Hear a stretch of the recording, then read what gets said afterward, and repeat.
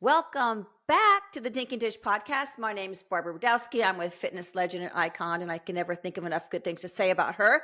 Tammy Lee Webb, welcome back. Thank you. Happy to And be here with you, girl. I'm happy to be here, and we're going to start every show by saying one thing and one thing only: dinking is not warm up. I say it so often. Matter of fact, I was in a group chat with so this week we started what's called interleague play. Mm-hmm. And it's kind of fun because I play with a place called Courtside Kitchen. So it's just, we're just a bunch of ladies that like to, play pickleball and lunch together. And we're playing, it's from a tennis association. So we're playing other country clubs. Oh, well, la-di-da-di-da. So it's not the Island of the Misfits and we're not the Bad News Bears, but it's funny. So in this, I talk about Kimmy a lot because she's our team captain. Uh-huh. So she comes walking on into, courtside all decked out, looking all hot. And she's the coach. So she has the clipboards and she's telling us we're playing great. She's the one coaching us all. But in the beginning, when we started, she's like, get there early to warm up. And I just put, because dinking's not a warm up, LOL. they're gonna catch on. Yeah, either that or they're gonna kill me, one or the other. I can't decide. They're gonna love it or hate it. But yes, we started this week with interleague play, and we won a couple of the games, and it goes by points. If you score higher than 6, you get a point. Uh-huh. If they win, they get 2, unless you get 6, and then you get a point, something like that. So I don't know how it works exactly. I'm just there for the cute clothes and to play pickleball and match with my girlfriends. But yeah, sure. We didn't do well though, but we had fun. I said we were fun, we were cute, and we were enjoyable to play with, and that's all that matters. That's all that matters. And this is in Houston, right? Is this no Dallas Fort Worth? Dallas. Okay. So just so you all know, so Barb's in Dallas, I am in San Diego, and our roads will cross soon. But eventually. Well, you used to be a Southern California gal. Was a SoCal girl. I'm a new transplant. Excellent. Well, by the way, belated, because I believe it was yesterday. Happy birthday. Thank you. It's so cute because the pickleball community is so sweet. They had like a little party for me. I cried. Like, it's crazy how you can move to a different state, leave everything you know and love, except for my kids, like my family's here, like my kids and my grandkids. But I left my friends, I left my community there. And to find what I found here through pickleball, it's if you move to a new state, a new community, go to a pickleball place and find your people. I know. I was just telling our mutual friend, Heather, because she's still single. I'm like, girl, you need to pick up pickleball. Right? Because she was saying, I am so over these dating sites. And I'm like, I would not be on those dating sites. I'd be at the pickleball court. There are some hotties there. Yes. So she's like, yeah, maybe I should. I'm like, yeah. Well, yeah, she's athletic. Yes. So first of all, she's okay. Let's try to pitch Heather right now. And she's a model. So she's a model. Great in everything. She's beautiful. Yeah. She's funny. And she has athletics. She taught aerobics back in the day. Yeah. Oh, she needs to go to the court because they have like mix and match where you don't have a partner, they'll put you with someone. Like, oh my God, I'm gonna text her today. I'm gonna have Nancy, my sister, get on it because that'd be a great way for having a community. That would be great. And then the other person you might know is Pete McCall. He's this area. Okay, so he messaged me and was like, hey, I saw your guys' Dink and Dish podcast. Oh my God, I didn't know that you were into pickleball. I'm like, what? And he goes, I'm just learning it. I want to get into it. He goes, do you think maybe we can go someplace and play? And I'm like, absolutely. Absolutely. So insider information. So Pete McCall is an industry legend. He's been around forever. He has a lot of things published. He's a content creator and a fitness expert. That's cool. I'm glad that it's starting to become more people know about pickleball. And it's not just, I think people think it's for like the villages and it's for, retired folk. We're old people. Old people playing pickleball. Yeah. And that's definitely, it's definitely an answer for that. I mean, it's a great way for anybody to find, their community, but it's actually, the age range is, by the way, I took a clinic last week and the kid was a golfer from TCU. I think I told you that. A golfer from TCU. He's probably like 24 and he's so good at pickleball. Yeah. Well, the youth is getting into it, Yeah. of course. Do I you remember mean, back in the day, like because I liken it to this, former D1 athletes, they're good at everything, right? So they're good at it. My and they son who are. played football, I remember they go bowling, they all break 200. They play basketball, they all go for the 3-point shots. Right. They're so Right. good at this every sport they touch. So now Yeah. in pickleball, I notice a lot of volleyball players. I play against a lady who ran hurdles at what's that big Duke. She ran Duke. hurdles at Duke. So she's like long and lean and lovely and a D1 athlete. Like Yeah. they're finding their place in pickleball because they're so good at sports. And this one is so inviting. Right. Well, It's it's a good for good thing you everyone. can't take the ball out of the air. You got to let it drop first in the kitchen, or they would kill us. Oh But yeah. yes, It's funny because that's if true. ever a ball comes crashing at you faster than usual, it's usually a young D1 athlete that doesn't know the rules and is in the kitchen. I've noticed that a couple Yeah. times, but when you're playing, you don't really catch on to what's happening. You're like, wait a second, it didn't bounce, Yeah. and she was in the kitchen. Yeah, especially So, when you're just learning, you're trying to oh learn yeah, all the rules and different things because I play socially, you play more competitively. And it's not because I'm not competitive. I am so competitive, but I'm not playing competitively because I have my knee issues and I don't want to have a partner and have bad knees and say, oh, blame it on my knees. hmm So I play socially, but I'm still competitive. But I noticed that we don't always, not all the girls will abide by the rules. hmm So I didn't know, but everybody has their little sayings of, I guess I give this a look.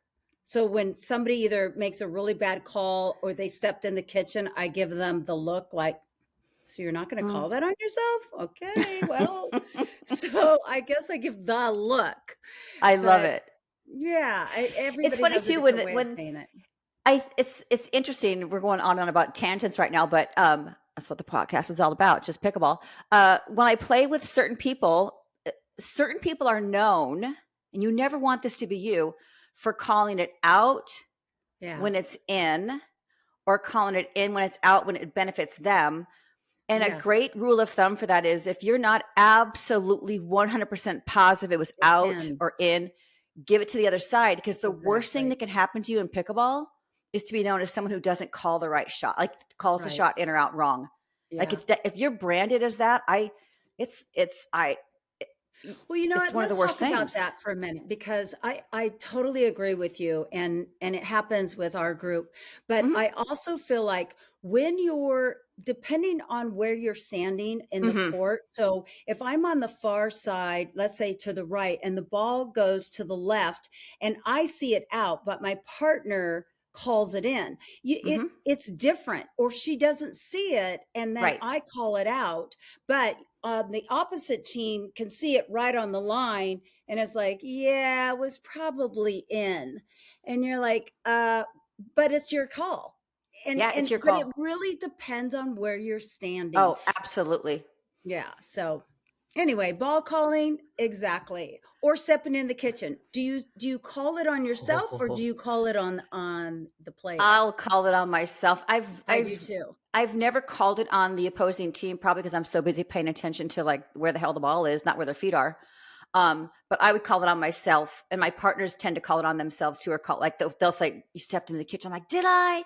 Because I've been in positions where you I try to fall stop in the yourself. kitchen. I fall in the kitchen, and I know too. I'm Fall so in. fast getting to the line, like getting to the net, that I'll get any ball, but then I can't get out of the kitchen in time to Right. save my life, and Right. then you lose the point anyway because I hit it where I can't get it, and my Right. partner's out playing, like out on a different side of the Yeah. court. So the kitchen's tricky, but but it does. That's what makes pickleball fun. Yeah, it does. I mean, well, today Uh, we're going to talk about hips. And um, listen, in honor of my husband's hip surgery next week, he's having a full hip replacement, oh, and his hip replacement is genetic. He has a square. It's like a square peg in a round hole. It's one of those genetic things, so my kids yeah, have to watch out for that. So we're not talking about that type of hip problem where it's something you're just kind of born with it. right. We're talking about overuse, how to strengthen, and how to solve problems. And the hip is very complex. Tamara, you've got the master's degree in this, so feel free. Yeah, the hip flexors, it tends to be a really common thing, especially with men. and they're just tight. So I always used to think about it this way. When you look at gymnasts, you know how gymnasts have that, they come up and they Mhm. hyperextend. So they have that lordosis, that little curve.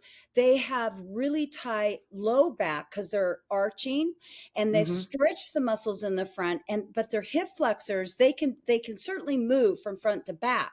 But that, so the pelvis is tilted forward, right? Mhm. Am I doing this Mhm. right? Yeah, forward. I'm usually a person in action. I got to do it. I'm So doing it down it's here. either forward or tilting it forward this way, and a lot of people don't. So they stand up and they hyperextend, Mhm. and that puts stress on their low back. But if you're sitting for long periods of time, you are tightening up those hip flexors. So the hip flexors are right in the front. They help our legs, uh, bring our legs up toward our spine. They Mhm. also extend toward the back.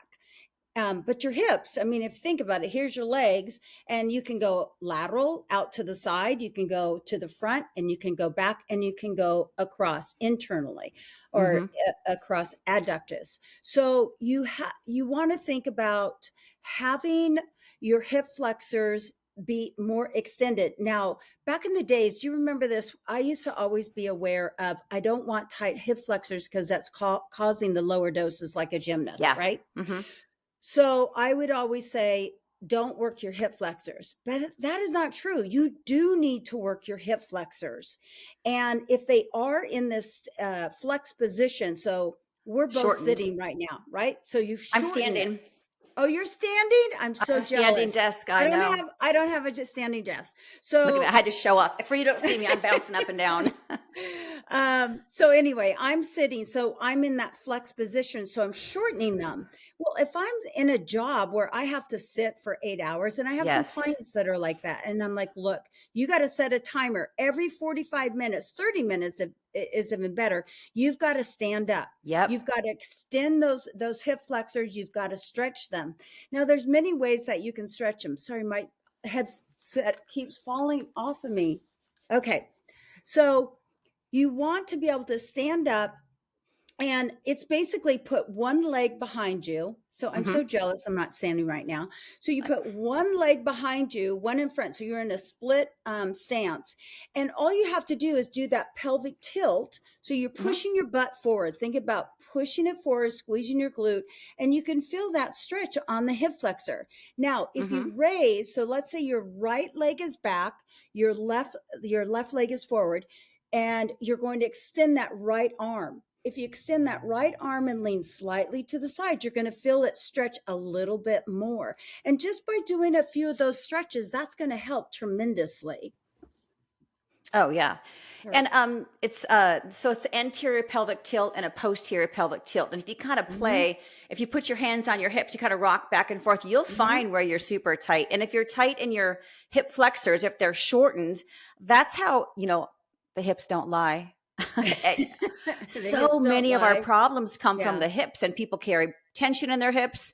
Yeah. And the hip complex also includes the glutes, and we'll talk about the glutes at a different time. Yes. But if you can out, my panacea for almost everything right now is fire off your glutes.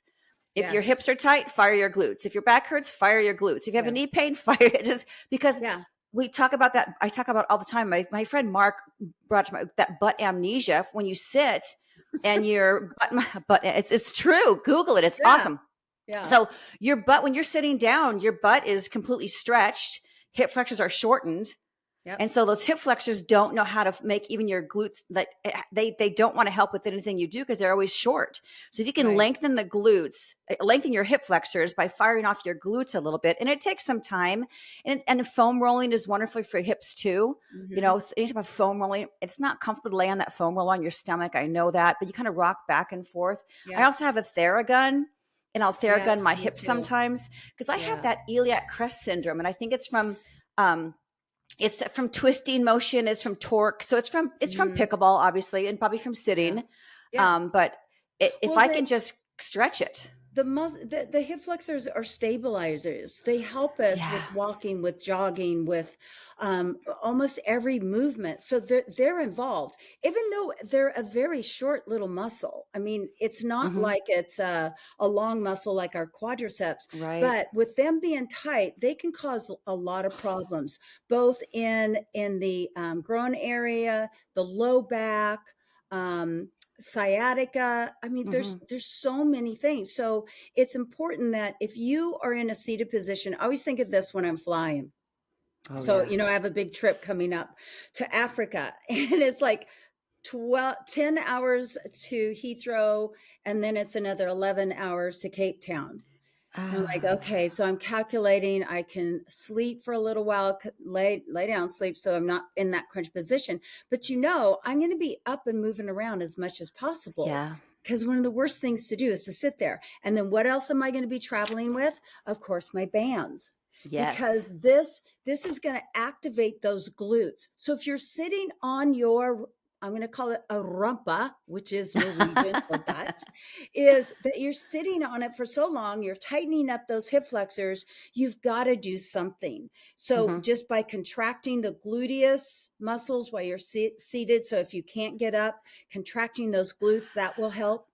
Let me ask Yes. you, on an airplane, I've thought about doing this because 'cause I go back and forth from here to California. It's only a 3 hour flight, but I suck at sitting. And I put my hands on the outside of my knees and I do adduction work, like to try to Mhm. fire off my quads and my glutes. Wow, I shouldn't feel dumb about just bringing a stupid band on the plane. And Oh no, I do it all the time. And I it's want to normalize healthy things. people look at you like, what are you doing? Okay. Just like I walk backwards every day up our street with my dog because I'm working my knees. I'm trying to strengthen the tibialis that's going to help my knee. I don't care what people think. I'm going to I do don't what I either. need to So do. why? That's so funny you say that because I Do it. usually don't care. Yeah, I'm going to because when I sit on it, okay, my husband's going to be mortified. He'll be mortified, He'll get but over it. he'll have to get over it. Suck it up, Buttercup. Because He'll get I actually, over it. He sits somewhere else. right. But I really think when I'm on a plane, like if I could just do adduction stuff right here, just Yes. anything, adduction, abduction, just to kind of like I squeeze in, I squeeze out, just to make my butt fire off a little bit. Because sitting, because Yes. I start getting pain down my back and stuff, and that is all related to pickleball because most of us sit. And I do stand at my desk here, but I sit when I'm on the couch, and I sit like I Yeah. sit enough. I sit when I drive, Yeah. um, and all of those things inhibits good movement on the pickleball court. Yes. You know, They will. sitting is the antithesis of what you want to do before you play pickleball. Yes, whatever it is that you're doing prior is going to affect when you get on court. So if you're not warming up, you're going from, let's say if you're sitting, you're going from a bad position where you're tightened up, and Mm-hmm. then you're going out on a court where you've got to be mobile. Things are happening fast. It's the same with on our first show where we talked about the ankles and the Yep. Achilles. And the number one supposedly injury in pickleball is the Achilles. It's the same thing. So if your Achilles is shortened, by wearing heels, let's say, and then you go into your sneakers and now you're Mm-hmm. flat, they've got to stretch. You've Yep. got to take the time to stretch because Same it thing. takes time to get there. I did see this week when I took that clinic. I think I said this already, but the Yeah. girls. No, this happened this week. The girls were joking around about doing warm up stuff down at the other end of the pickleball courts. They're like, "Look, Barbara," and they were squatting and they were shuffling. So it is starting to rub off because I do it. Mm, I'm not embarrassed to do that because I know what I'm doing is smart and everybody should do it. No yeah. different than drinking water. Yeah. But I'm going to normalize rubber bands on an airplane. That's going to be my new thing too. When you get my age, Barbara, it won't matter. You do what you want to do. You don't I'm care almost what people there, are thinking. Tammy Lee. I'm almost there. I'm only a couple years behind you, and every year Okay. you get a little closer to that, don't you? Every year. Yes. You don't care anymore. That's No, right. you want to go into the trivia? Yes. Okay. So this is a trivia for pickleball. If you don't know, what does ATP stand for in pickleball? Well, I know what ATP. it stands for. I've never done it before. I Around the haven't pole. either. Yeah. I So it's played when with you someone the hit. other day that did. Did you? Oh, wow. Yes, because I tried. if you're in a good dinking game and the dinking starts really going cross court, cross court, cross court, this and then it kind of picked. It gets They far put a out. little pace on it. Yeah, far as Mhm. she nailed it, and she didn't even believe she Wow. did it. I'm like, no, you did an ATP. Like you did it. Yeah, Did it she was my, have a my, tweener? she, she had no tweeners, but Okay, we did I play with saw that a though. woman that finally did a tweener. Yeah, Okay. a woman that did it. I was blown away. Okay, so here's the second trivia question, and it has to do with fitness is what is the recommended amount of water that you should be drinking to keep yourself hydrated while playing pickleball? Well, let me ask you. On Fridays, sometimes we'd start drinking beer with pickleball at noon, so that doesn't count. I bet you if you have a beer, you have to double it. So You have to you'll need to double help it. me. You'll have Yeah. to help me. So the recommendation is 7 to 10 ounces. Mhm. Let's say before you go out and in between. So if when you're switching sides, you want to drink your water. Obviously, depending on the weather, if it's a lot hotter and you're playing outside like we do here in San Diego, you Mhm. probably want to drink a little bit more. But yeah, you want to keep yourself hydrated because if you don't, that's where your muscles will get, it's like dried up. You'll get cramps. That You'll beef also jerky. get headaches. That's right. The beef Mm. jerky, you'll get headaches. So definitely keep yourself hydrated. Yeah. Yeah, and that's I've never played pickleball and drank beer till I moved to Texas. And I one of the ladies I play with, she'll get like a light beer every now and then. And I'm telling you, don't judge. Don't judge. A good beer on the pickleball court, it's carbohydrates. There's a whole documentary called How Beer Saved the World. Google it.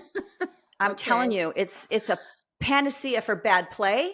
Yeah. I I'm not I a think beer Rachel plays drinker. better. I think she plays better when she has a beer sometimes.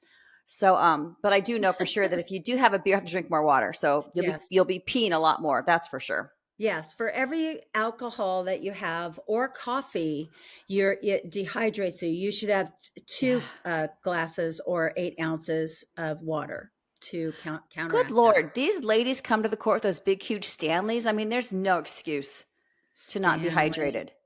I wanted to be, I joke, and this is no judgment, no judgment, but I was going to die one of the few women without a belly button ring, a tattoo, or a Stanley Cup.